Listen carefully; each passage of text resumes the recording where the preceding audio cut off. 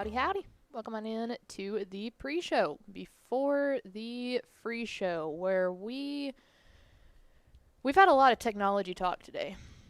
Like a lot of nerd verbiage. We've got some big ideas for the studio and for upgrading our equipment and stuff like that. Hashtag what would Paul do? Hashtag WWPD. But I don't want to talk about that right now. But we are going to make a field trip to, I think we're going to we probably shouldn't advertise them unless they want to pay us, but a local craft store. And we're also probably going to go to a local electronics store after the show today. Support the great city of Peasantville. Peasantville. let me ask you a question. Okay. Pickle. You're in the media. Okay. Objectively true. You're part of the leering press. Yes. What is the best thing about being in the media? Especially like being in, let's just say, in the broadcast medium. What is the best thing about it? I mean, the legit answer that sounds really cheesy is being able to tell people stories.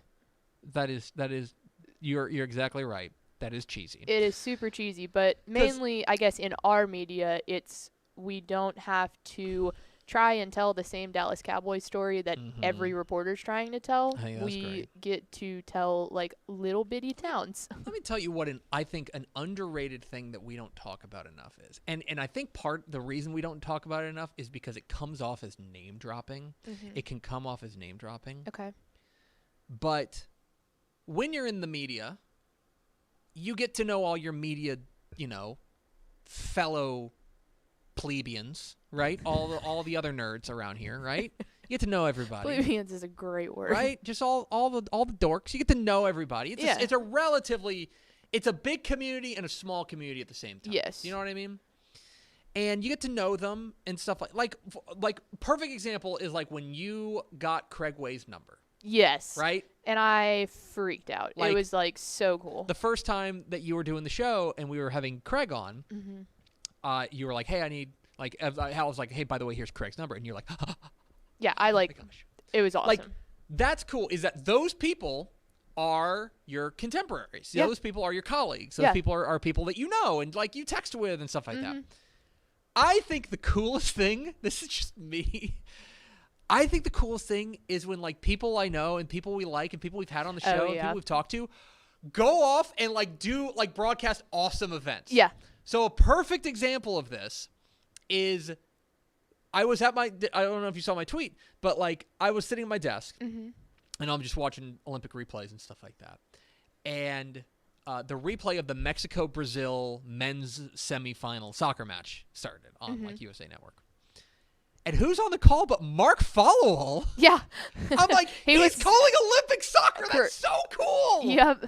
And then it's like we can walk into Fox and like see him. And it's like there's Mark. You're like, hey, dude. Another one for me was that's the guy I went to dinner with in Mason. And I'm like, now he's calling Mexico and Brazil soccer in the Olympics. Like incredible. Another one for me when I was an intern at what was then Fox Sports Southwest was I'm a big Spurs fan. Everyone knows that. And it's like one day they were like, oh, yeah, you're going to be the floor director for the Spurs broadcast. And I was like, oh, sweet. And in walks Matt Bonner, like the Red Rocket. And I'm going, I watched you win a championship. Like, this is the cool. And he's just like, sup, intern. And I'm like, it's me, intern. I still like fanboy out over stuff. It's like, okay, another perfect example. And I know we've sung his praises many times in the show.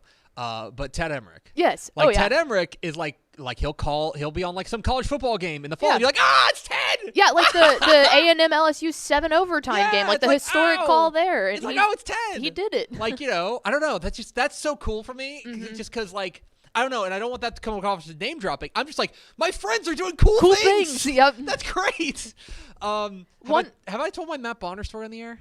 Yes. Yes, you have. Okay. You can tell it again. Nah, it's fine. Go ahead.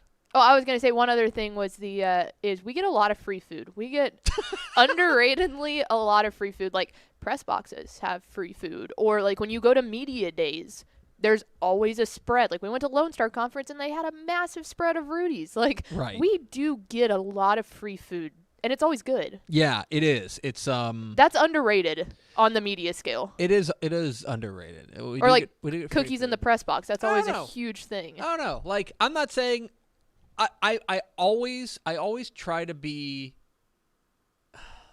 It's a weird needle to thread, because my job, I think our jobs are not easy. Mm-mm.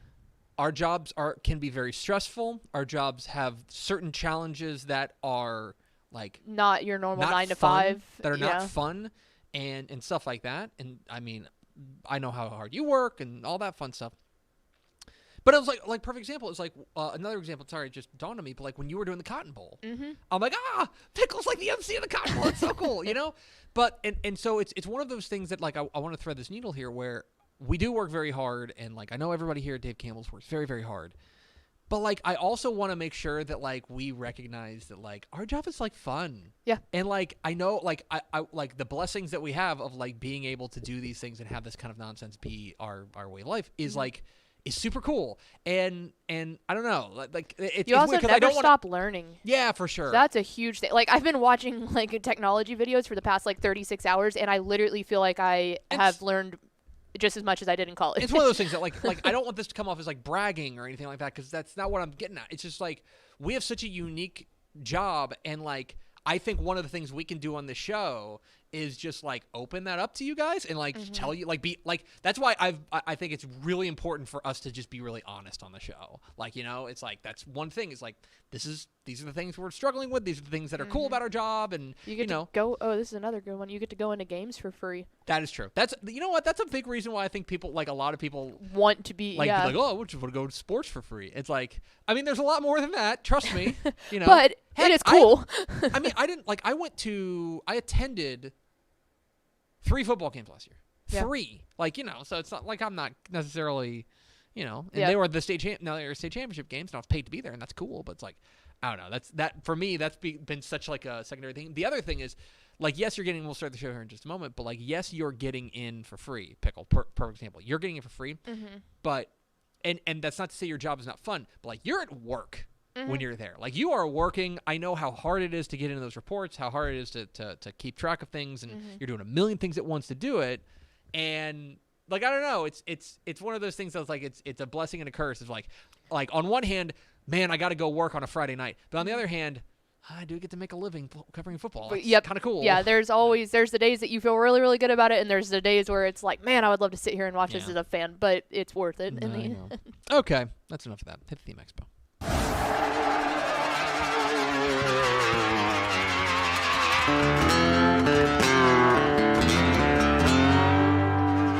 Let's go! Free money! Free money!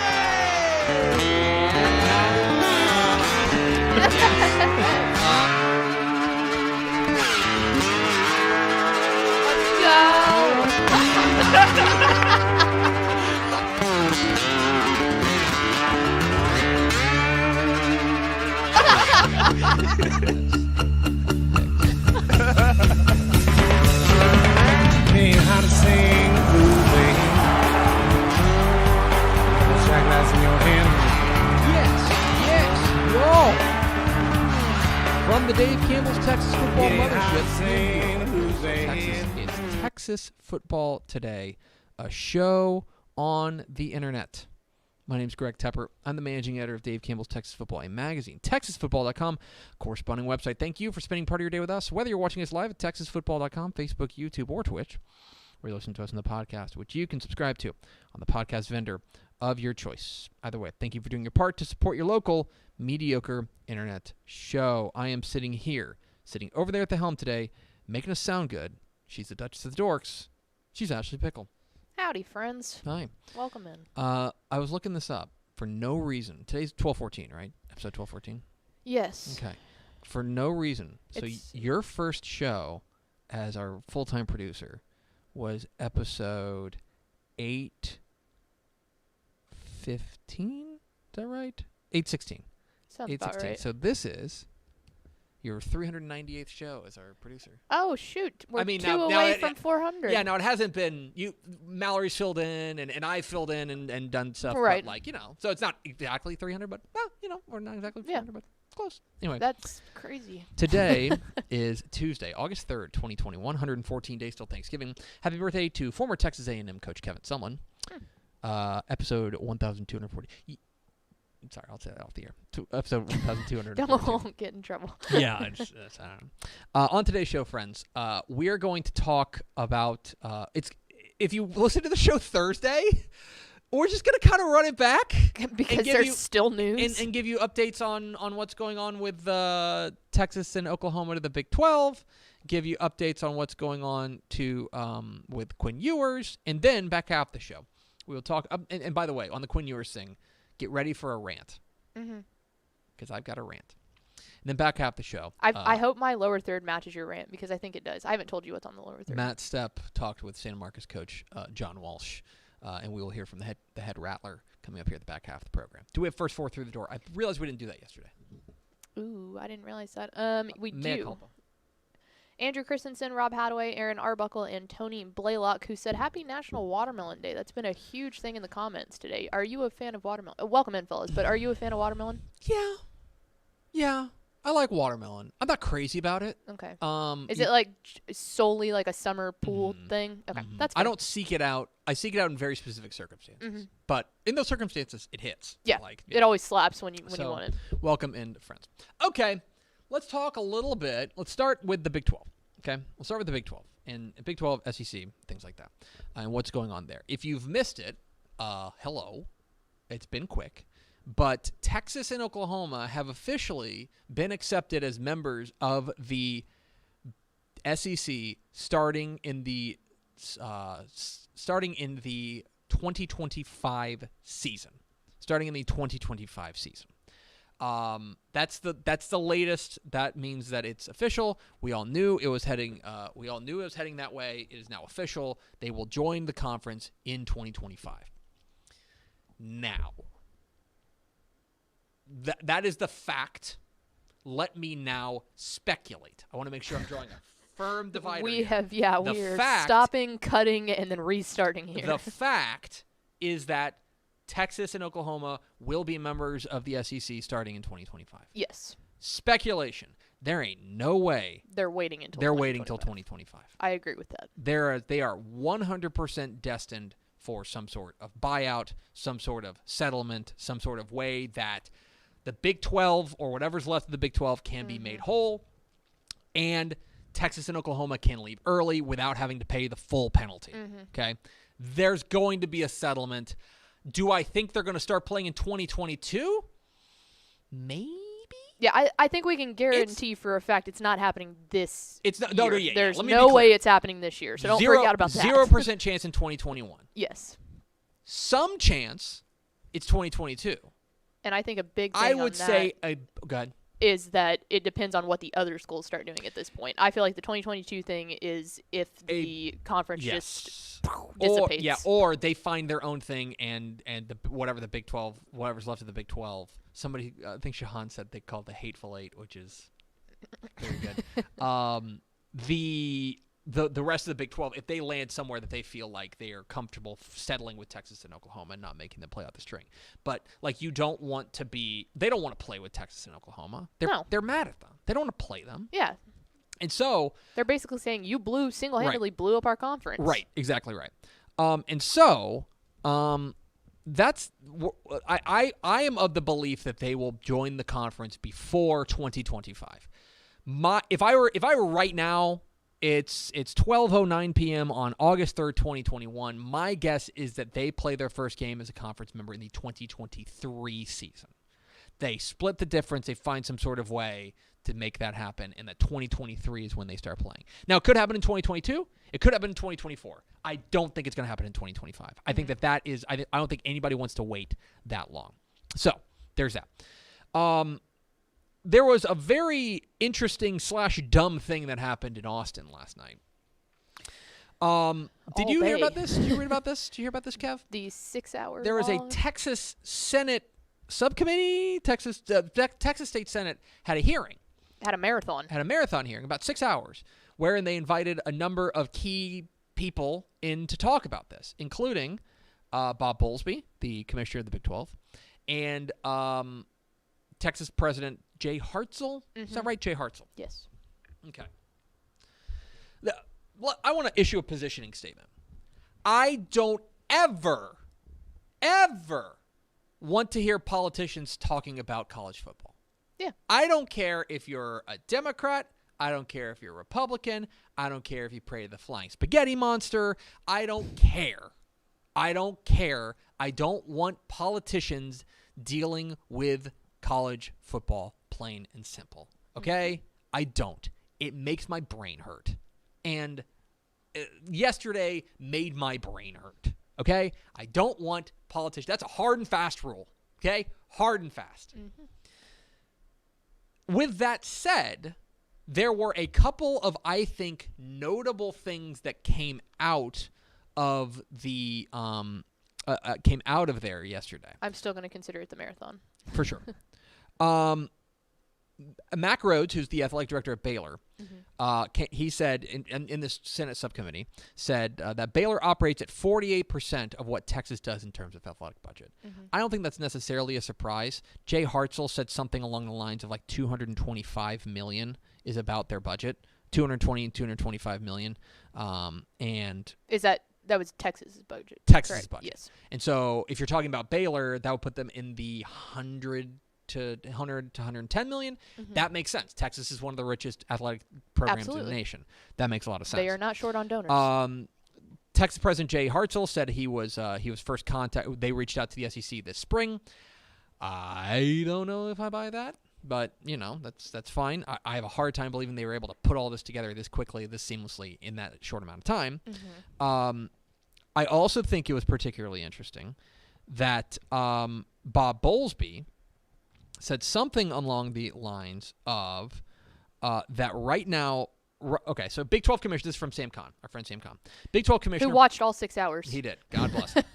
So we didn't have to. I can just read his tweets. Big 12 Commissioner Bob Bowlesby estimates that the remaining 8 Big 12 schools could lose $14 million per year in TV revenue upon Texas and Oklahoma's departure. Bowlesby said Big 12 distributes roughly $28 million in TV revenue per school, which means OU and Texas are about half of that. We had heard that, if you remember, in one of our other many segments on this topic,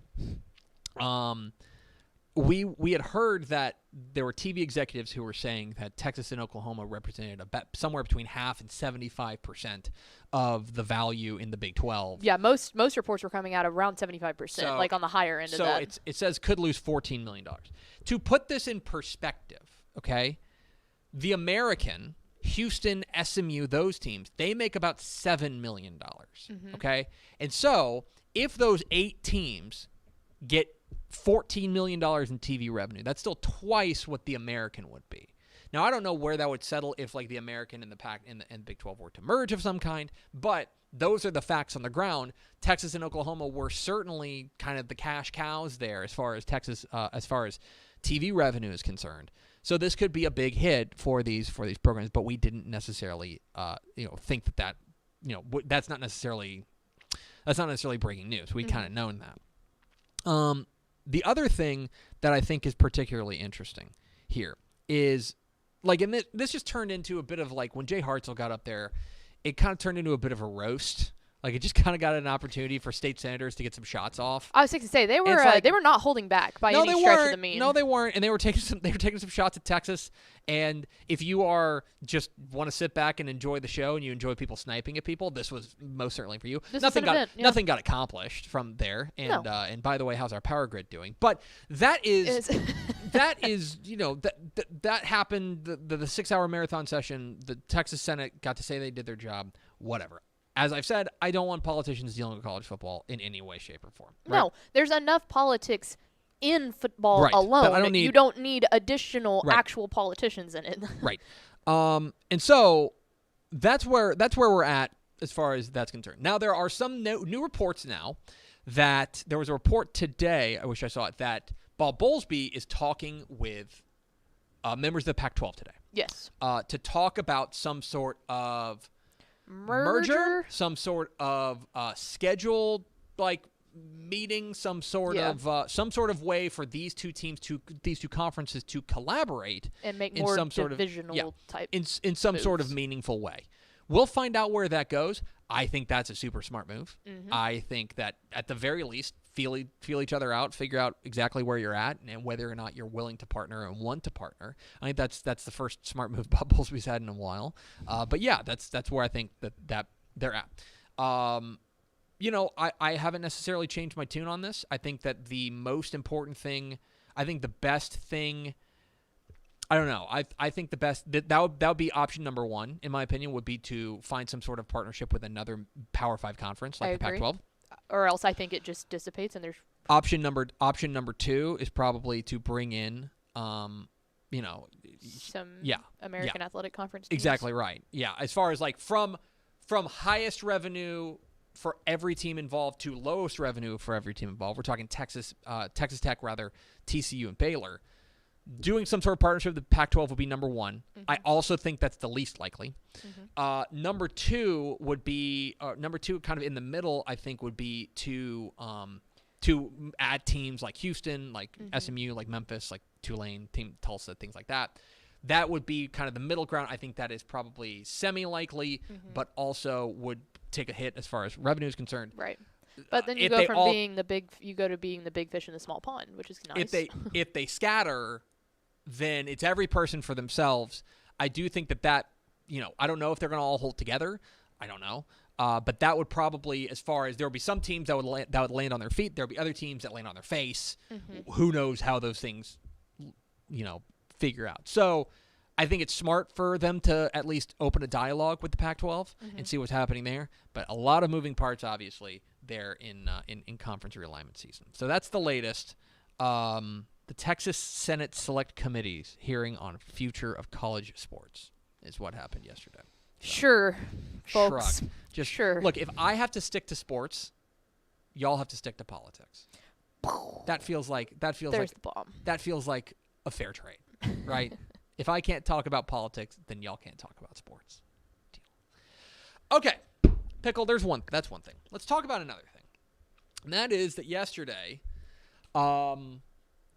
as we had kind of talked about last Thursday, based on a report from Pete Thamel at Yahoo, that Southlake Carroll quarterback Quinn Ewers was considering graduating early, skipping his senior season, and going and enrolling at and basically, fundamentally, what we haven't really talked about is he's basically reclassifying as a 2021 recruit, is what he's doing. He's reclassifying himself as a 2021 recruit.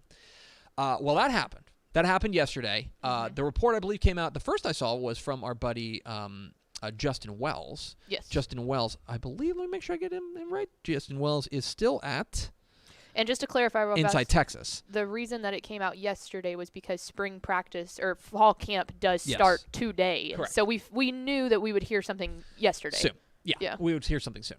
And so Quinn Ewers has decided to forego his senior season and instead enroll at the university at Ohio State. And he put out a statement in the Notes app, as one does.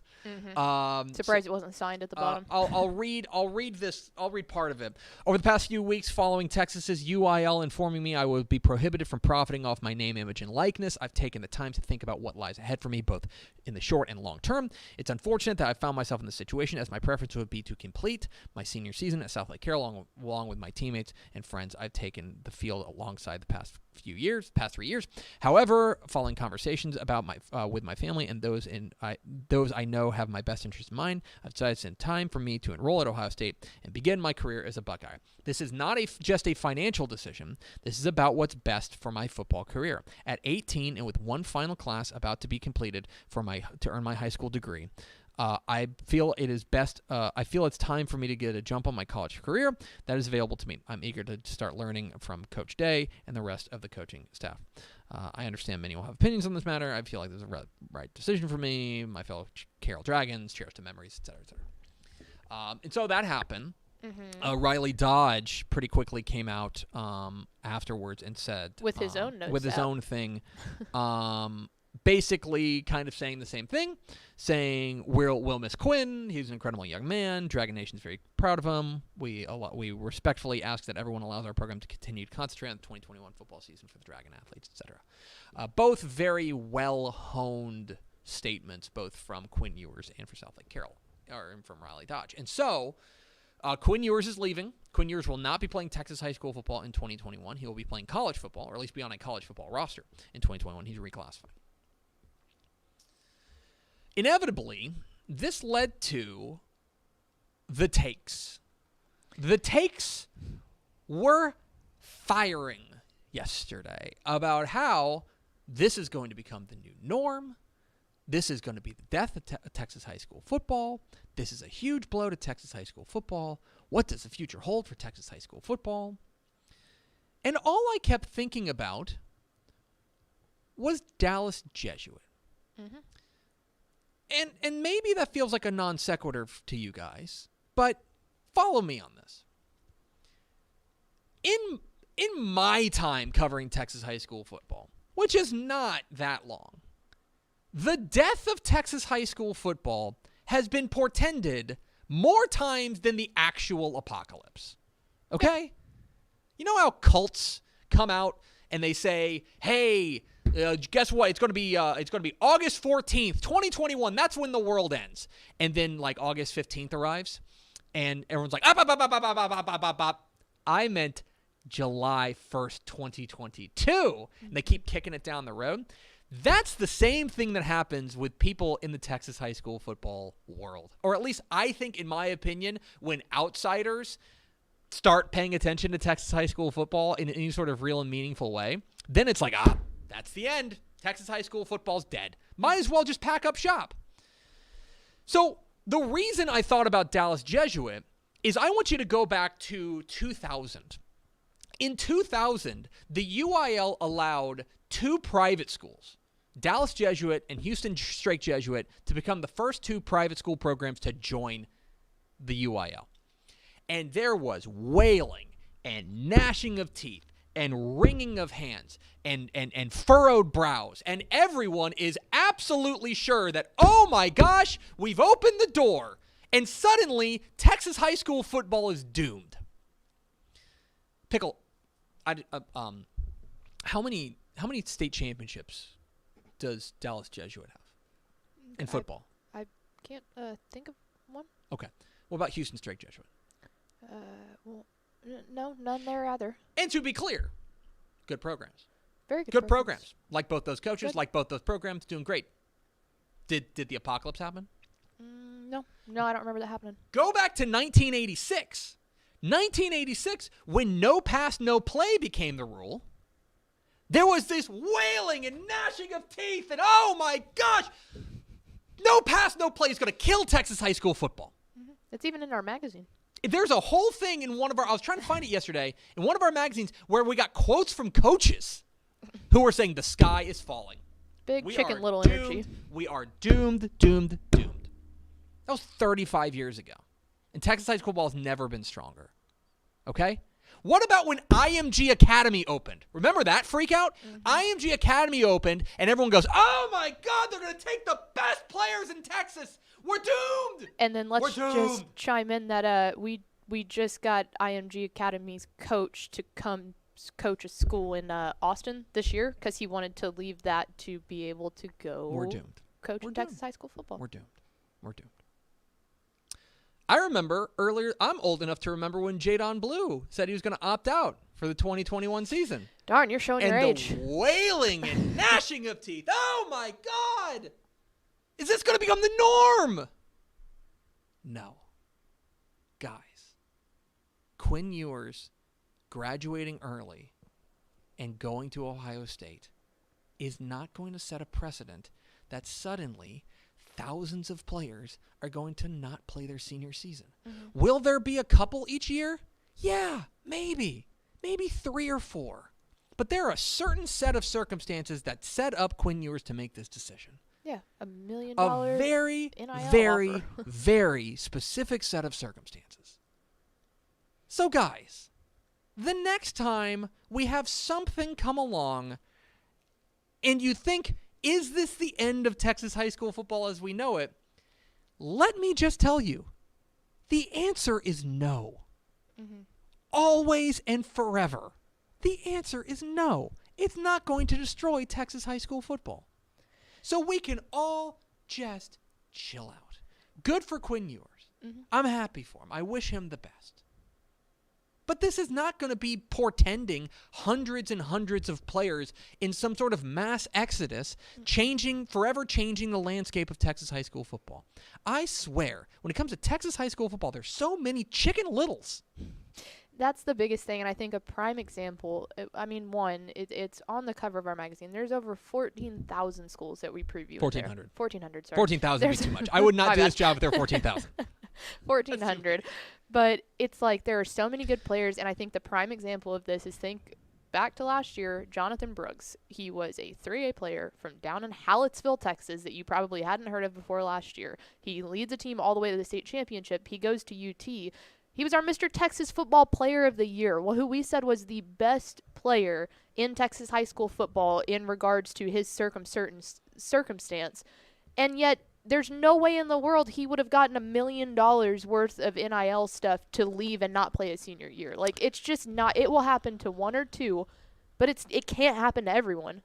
Guys, would I prefer that Quinn Ewers play for South Lake Carroll in 2021? Absolutely. I think Quinn Ewers is great, and I think that he would make Texas high school football a little bit more fun. A little bit more fun. He's one player, and there may even be 3 or 4 next year. Chill out. Yeah, so have you seen the quarterback class in the class of 22? We're not losing. Like, we're not in lack. We'll be fine. Because here's the thing.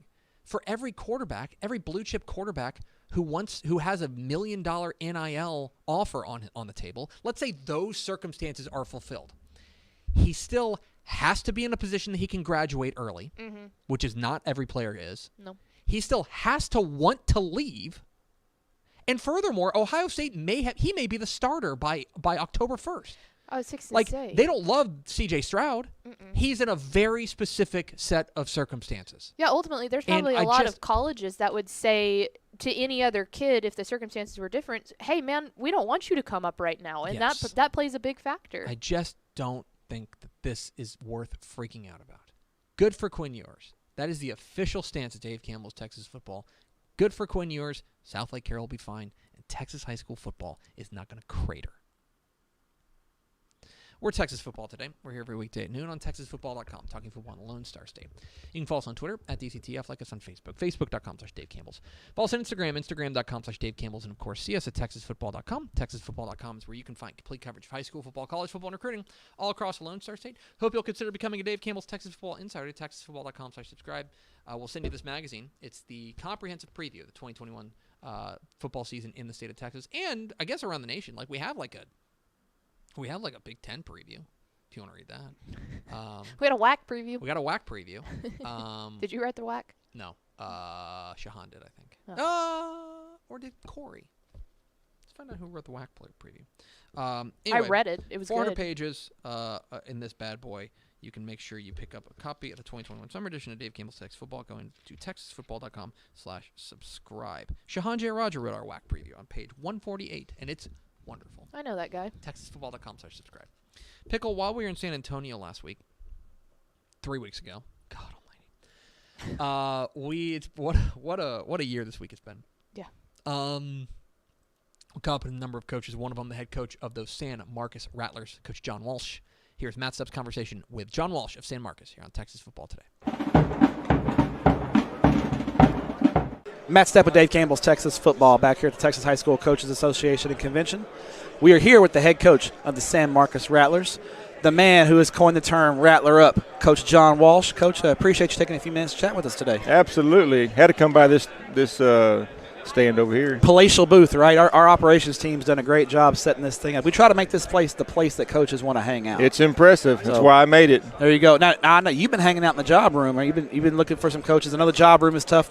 What when it comes, there's years like people think all of a sudden there's a shortage of coaches. These things kind of run in cycles, right? You've been doing this a little while. There's years where it's kind of hard to find coaches, and then there's years where there's more guys looking for jobs than there are jobs available, right? Yeah, this is a unique year, and I think I've kind of taking the analogy of, the pandemic was an earthquake and there were no one moving, no jobs open, and we're seeing the aftershocks right now because there's so many high school positions open, as you know. And I was set 3 weeks ago. I was set.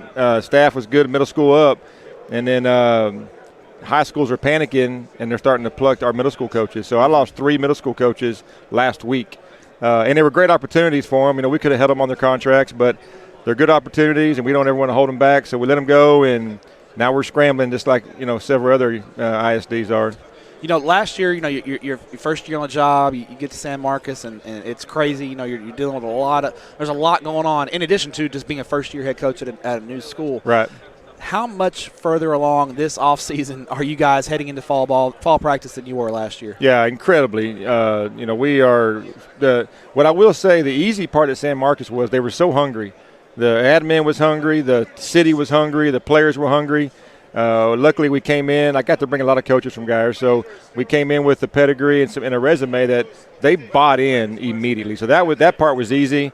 And the other part that made it easy was the San Marcos kid will go buy the biscuit. We don't got to tell them to hit you in the chin. They want to hit you in the chin. So we got the strength numbers going where they need to be, and we got our schemes in. Now we're all speaking the same language. I go back to week 1 against New Braunfels, and I'm calling the formations and sets, and the kids are running around like they got lost from their mom and daddy, and we're far away from there.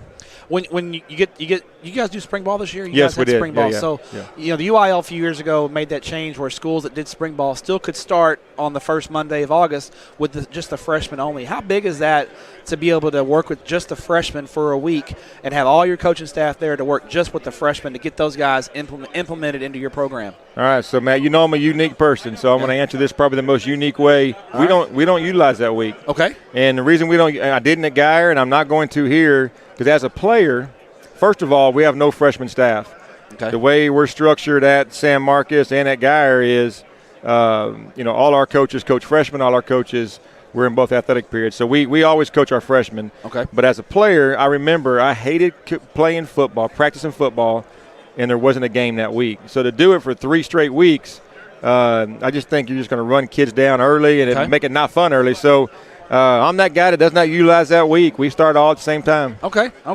I guess from your perspective, the game is a reward for all the hard work during Absolutely, the week, right? absolutely. That's the carrot you're holding out there. Well, right? I just go back to my own personal feeling about the game, and I love playing the game of football.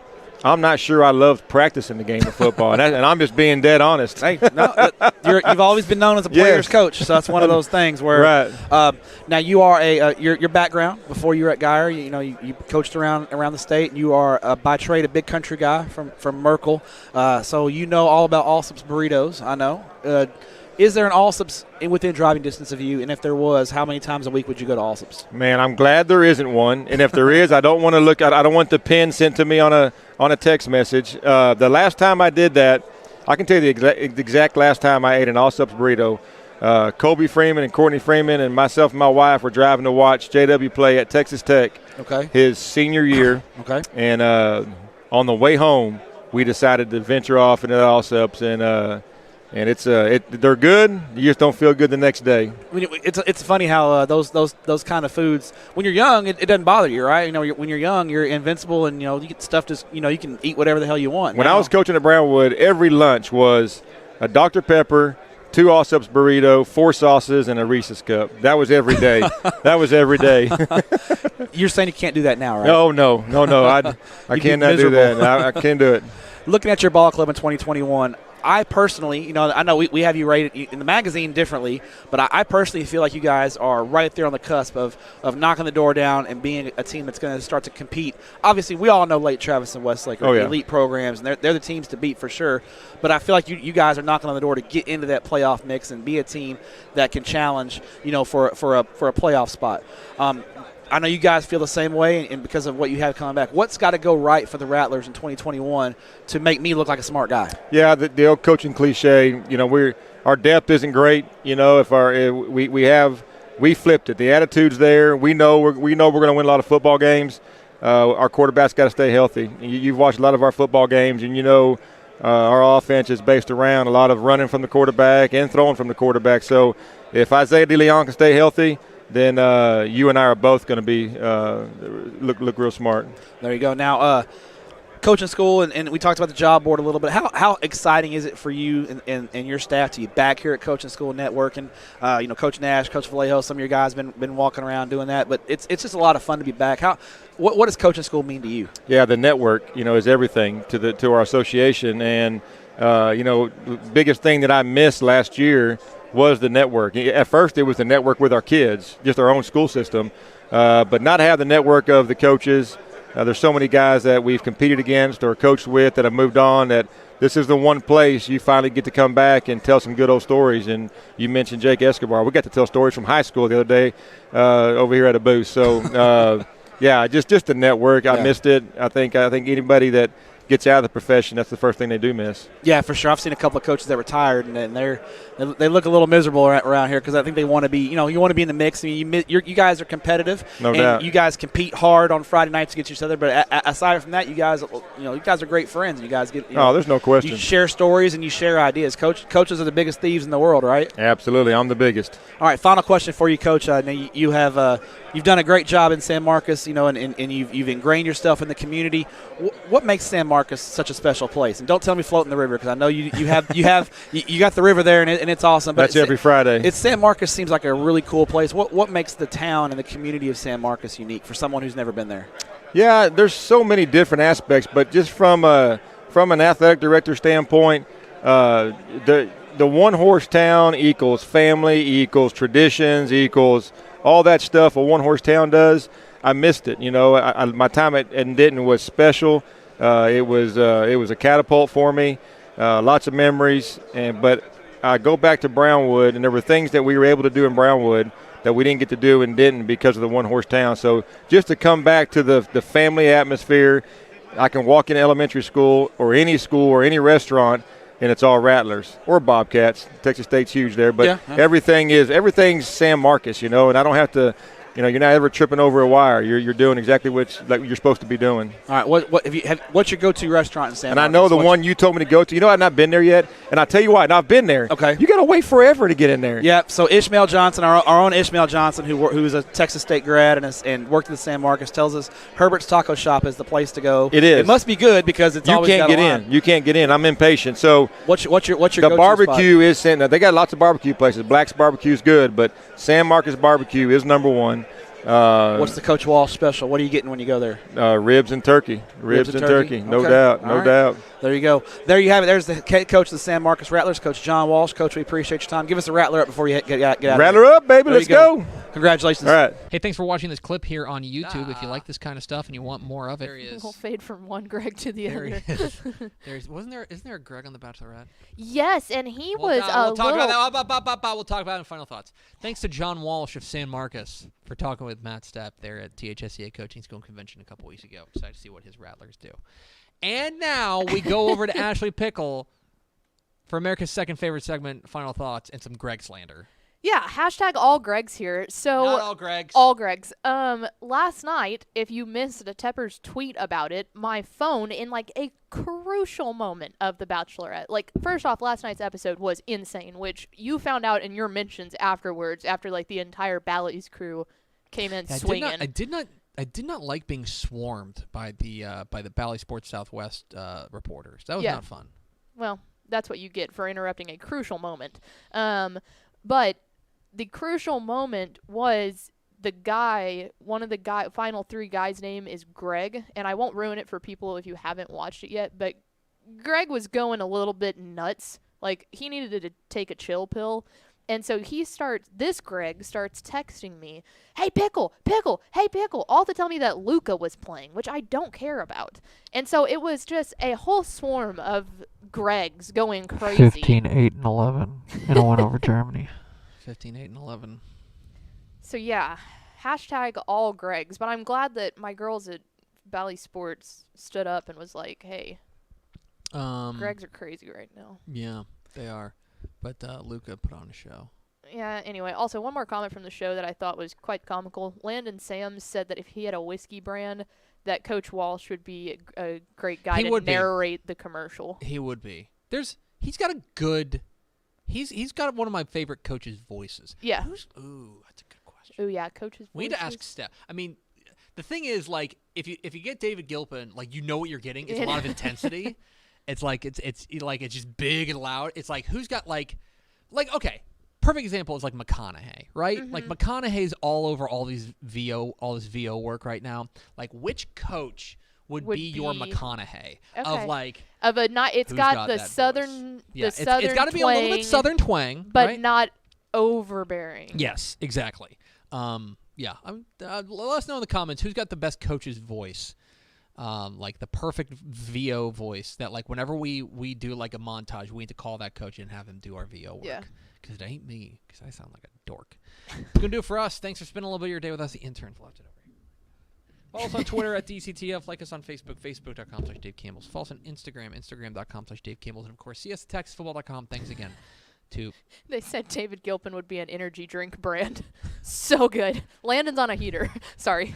Thanks again to San Marcos coach John Walsh for being our guest. For Ashley Pickle, I'm Greg Tepper. Vince Young, please compete your Player of the Year trophy. We'll see you tomorrow. I think Powers here. No, vacation. Oh, We got to never figure mind. out a show. Who knows what we're doing tomorrow? Tune in for a Bye. mystery show. Bye.